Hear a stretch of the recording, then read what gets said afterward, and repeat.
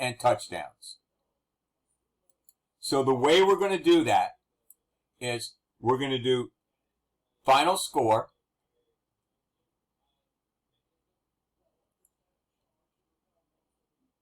and equals. Now this is very important on how to do this.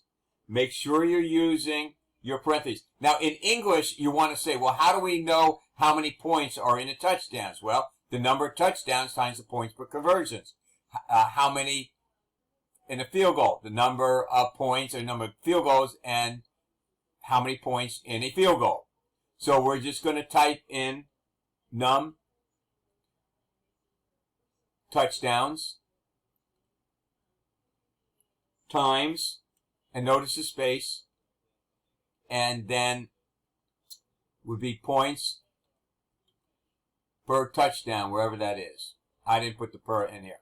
So that'll give us this. Now I'm going to do this two different ways in here, just to show you. This is actually not the right way. So then I'm going to do final score, but this is a good way to start off with, so you're not going to make any mistakes. So that's the number of points in the touchdowns, total touchdowns. So I'm going to do final score equals final score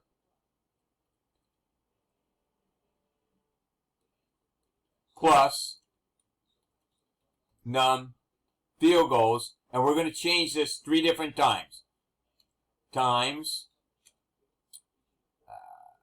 points per field goal, wherever it is. Where is field goal? Points for field goals. So at this point in time, that should give us the score in here. And then we'll print that out. See out.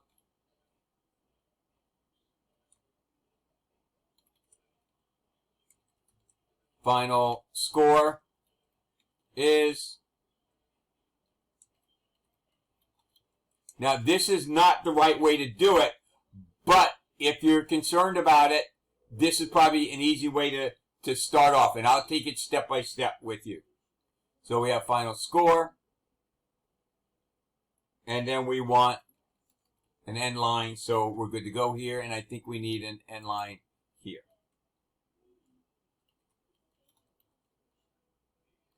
And good. All right, so let's see what we come up with. So how many touchdowns? Let's do 5, so that should be 30. How many field goals? Let's do 3. So our final score should be 39. So here, if we have an error, we're good to go, and we know that it's fine. How many extra points? We just do 0, 0, and 0. And our final score is 39. So that's what you would do step by step to test it in here. So you could keep going like this in here for all of them and test it. But if you're going to do this, as you saw in the book, we're going to do a plus and get rid of this. This means add this to final score and then save it in final score. So let's test it again. Every time you make a change is always a very good idea to do. Now, obviously, it's sometimes unnecessary, especially if you have a lot of data. So let's do 6 touchdowns this time and 2 field goals. And so that would be 36 plus 6 would be 42. So field goals is 2. So we have a cosmetic issue here. Number of field goals. Boom. So now let's do this properly. Let's get the final score. So when you're adding this many things, start off with a left parenthesis. And then we have this here.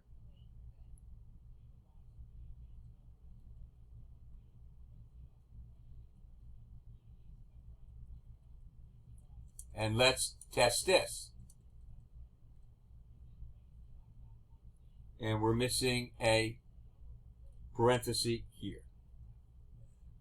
So this just makes it more readable than if you put it all on the same line. And because we have the parentheses, we're pretty much guaranteed to do this. So let's test it one more time. I recommend every time that you make a change, you test it. So 5 and 5.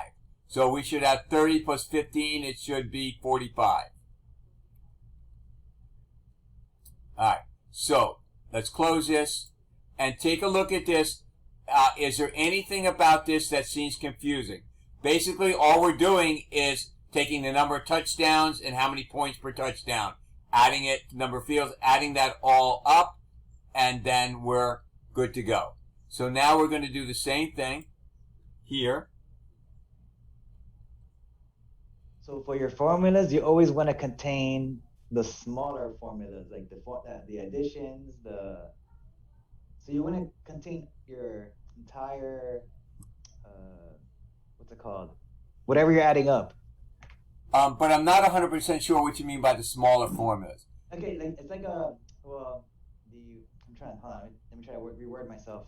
So you have num touchdowns times the points of touchdowns plus, but because they're contained with the parentheses, because I was going it without the other parentheses on the outside, and it still gave me the same. It's going to, but my rule of thumb is all calculations must be in parentheses, and all calculations within a calculation must be in parentheses. Because technically, this plus this, so let me delete this here, and I'll delete this, and let's put it all on the same line. Okay, now you have a calculation, you're adding this to this. So that's why you need the outside calculations, because this would be a two calculations in here to get the final score. Now, and because you have the plus, so technically this is a calculation. So that's why, and I know it really sounds ridiculous, but trust me when I say it saves a lot of errors in here. Now, most of your calculations are not going to be like this. So don't stress too much out. All right, so we have number of, what did we do? Field goals, extra points, times points for extra points, and then num 2-point conversions times. Now, one thing I want to point out, if I did this, I'm going to get the wrong answer. And by doing that and not having it all on one line, it's going to be a lot easier to see. So let's just put it, and I'll show you what I'm talking about in a second. Let's see, 2-point conversion. Or I may have forgot to even multiply it. The computer's not going to know what you're doing. It's going to assume that you know what you're doing.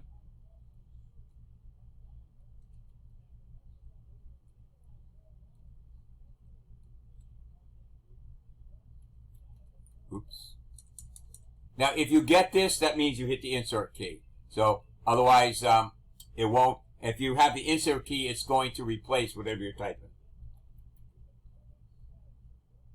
And point safeties. And then we're done. And you can put this on the same line if you want. So, something's not working. And you can't figure out why. So notice how easy everything is readable here, and this plus sign stands out. This is why. So this would be a logic error. So let's test it and see what happens. I need somebody with a calculator just to make sure that I'm not doing anything wrong. So let's run this program.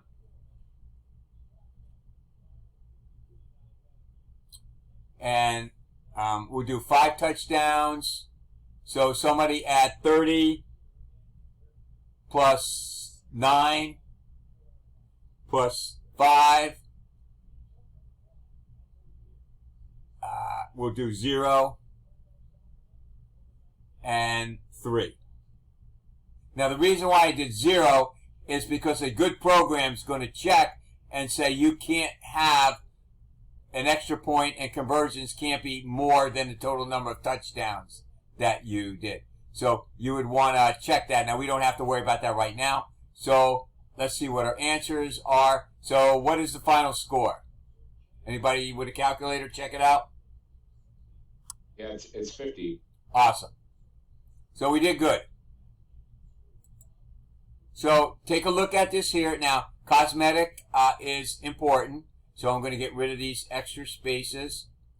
And we're good to go. Now, if I leave out the return 0, it's going to compile just fine in Visual Studio. However, other ones it might not. Remember, not everybody's going to use Visual Studio. There's, I believe, Eclipse, and there's CodeBuilder, and some other things in here. But remember, if you start with what I showed you, you're going to have this in here. If you missed the system pause, then it's going to cost you points off of your project. In the very beginning, I count more on your layout and following the rules than I do if the program is right or wrong. Of course, it needs to compile first. So if it doesn't compile, then obviously you want to find out what the problem is before you submit it. So we can also get rid of this line here, and that looks pretty good. So that is it for this program.